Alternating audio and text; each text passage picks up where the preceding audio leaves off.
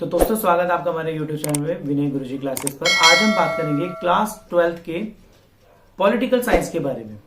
वो बच्चे जो बहुत परेशान रहते हैं कि पॉलिटिकल साइंस को कैसे पढ़ें, इतना ज्यादा सिलेबस है हमारे पास, कैसे एक एक चीज को पढ़े, कहां कहां से क्वेश्चन आ जाते हैं, हमारे को कुछ समझ नहीं आता। नेक्स्ट मंथ हमारे प्री बोर्ड आने वाले हैं, किस तरीके से तैयारी शुरू करें पॉलिटिकल साइंस की।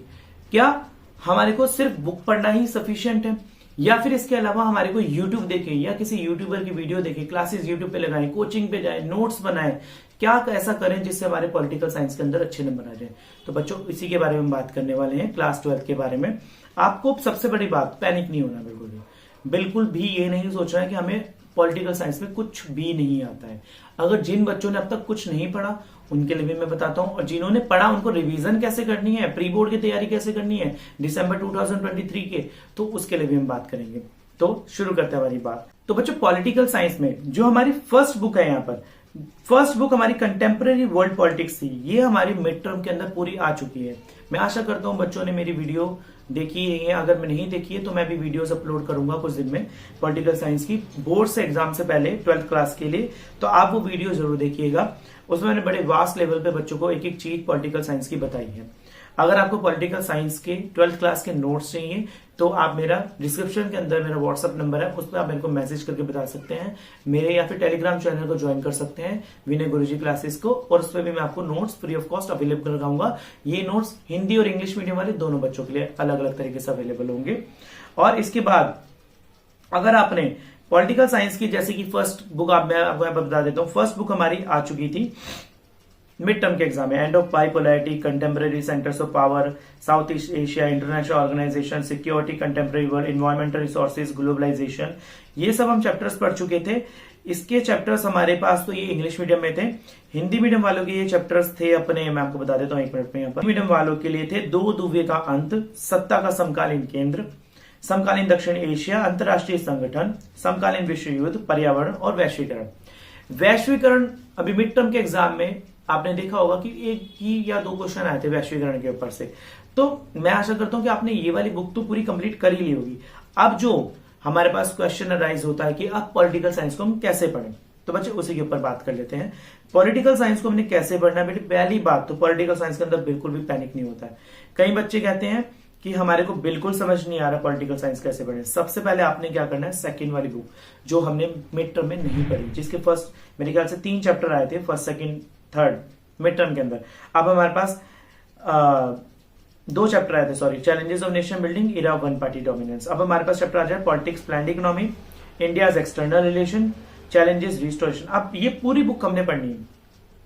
सबसे पहले आपने क्या करना है, मैं कोई भी चैप्टर यहाँ पे उठा के देख लेता हूं, जैसे कि सपोज करिए मैं उठा लेता हूं यहाँ पर पॉलिटिक्स एंड प्लान डेवलपमेंट। इस पॉलिटिक्स एंड प्लान डेवलपमेंट इस चैप्टर को मैं उठाने के बाद सबसे पहले आपने अपने हैंडमेड नोट्स बनाने हैं। जितने नोट्स आपके हाथ के बने होंगे उतना आपके दिमाग से होके जाएगा वो। The more you right the more you learn. मेरा तो मानना हमेशा से ये होता है कि मैं हमेशा बच्चों को बोलता हूं कि आप कहीं से नोट्स अरेंज करने से पहले या कहीं से भी नोट्स लेने से पहले कोशिश करिए एनसीईआरटी बुक में से एक एक नोट्स अपने पास से बनाए। अभी मेरे पास एक एनसीईआरटी बुक खुल के आ चुकी है।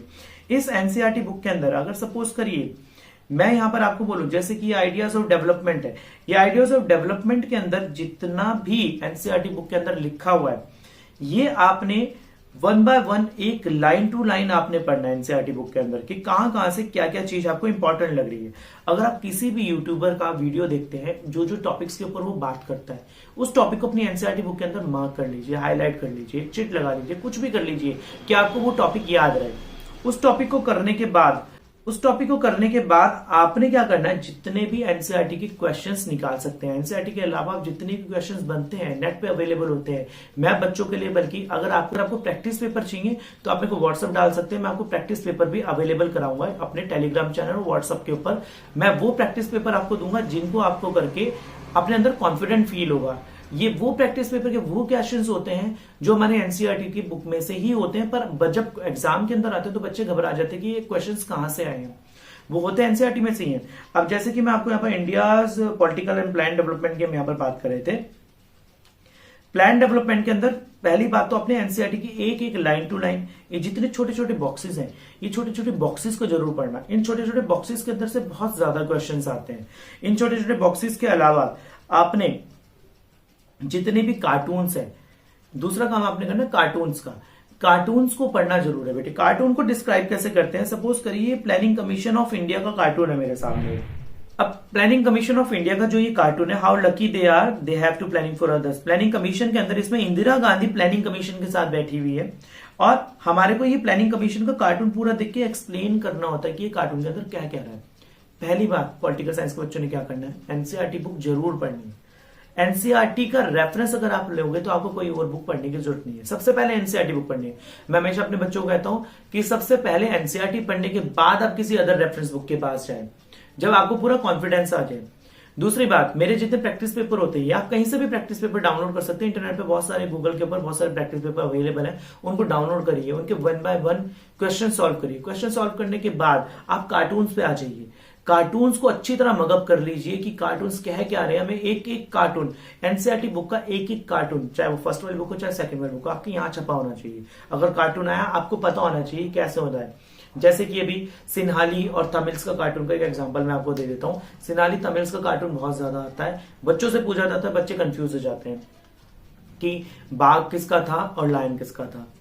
दूसरी बात, कार्टून्स आपने पढ़ लिए।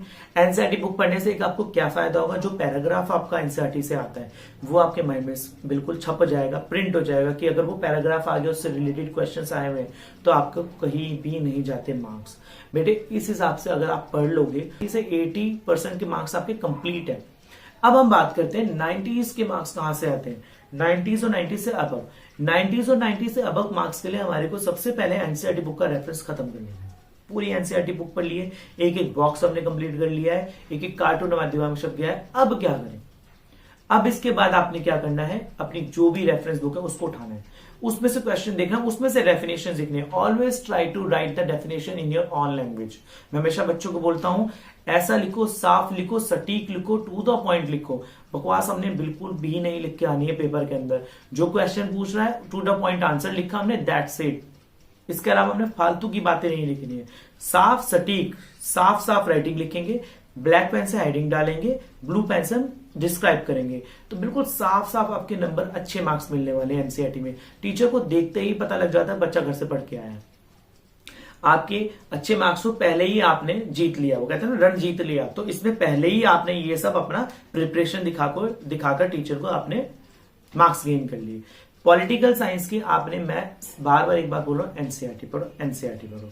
एनसीईआरटी के बाद किसी और बुक पर जाओ, कार्टून जरूर करने हैं। इसके बाद आता है दूसरा अपने पास कि हमारे को 90s या 80s अबव नंबर कैसे लाने हैं। उसके लिए आपको जाना है पीवाईक्यू पर, प्रीवियस ईयर के क्वेश्चन पेपर्स पर। आपको प्रीवियस ईयर के 5 या 10 साल के क्वेश्चन पेपर्स उठा के देख लेने हैं। अगर आप किसी और रेफरेंस बुक पर जा रहे हैं तो आपको सबसे पहले सजेस्ट करूंगा किसी अदर रेफरेंस बुक पर जाने से पहले आप पीवाईक्यू उठाएं। पीवाईक्यू उठाएंगे, प्रीवियस ईयर के क्वेश्चन पेपर उठाएंगे, लास्ट ईयर के प्रश्नावली उठाएंगे, तो आपको यह पता लग जाएगा कि एक क्वेश्चन की कितनी बार रिपीटेंस रहे, कितनी बार रिपीट होके वो क्वेश्चन आया, तो मतलब वो इंपॉर्टेंट है। आपको खुद ही आपको पता लग जाएगा कि ये क्वेश्चन कितना इंपॉर्टेंट है, तो बार बार रिपीट हो रहा है। प्रीवियस ईयर के क्वेश्चन पेपर आ गए, हमने उसको रिपीट कर लिए। पहले साल का पेपर, दूसरे साल का पेपर, तीसरे साल का, 5 साल का पेपर करते आपको अंदर तो कॉन्फिडेंस फील होगा। आप कहोगे अब मैं और 5 साल के पढ़ लूं। 5 साल के यानी 5 साल, 10 साल, 7 साल के पेपर आप कर लेंगे, सफिशियंट है। इसके बाद आपको खुद कॉन्फिडेंट फील होगा। आप मेरे को बताना जरूर कमेंट में अंदर कि आपको कॉन्फिडेंट फील हुआ कि नहीं हुआ। अभी हमारे पास टाइम है, नेक्स्ट मंथ मेरे ख्याल से प्री बोर्ड स्टार्ट होने वाले 12th क्लास के, सो डोंट वरी। और बेस्ट ऑफ क्लास सभी बच्चों को मेरी तरफ से। और अगर किसी भी परेशानी, कुछ भी प्रॉब्लम हो, आप मेरे को व्हाट्सएप, मेरा नंबर डिस्क्रिप्शन के अंदर है, या मेरे टेलीग्राम चैनल पे मैसेज करके पूछ सकते हैं। कोई भी चैप्टर के अंदर प्रॉब्लम आ रही है, मैं आपको पर्सनली सही तरीके से गाइड करूंगा। और आशा करता हूं आपको मेरी वीडियो पसंद आई होगा। अगर पसंद आई तो please like, share and subscribe कर दीजिए और कमेंट करके जरूर बताइएगा आप और क्या जानना चाहते हैं पॉलिटिकल साइंस में। तब तक के लिए धन्यवाद।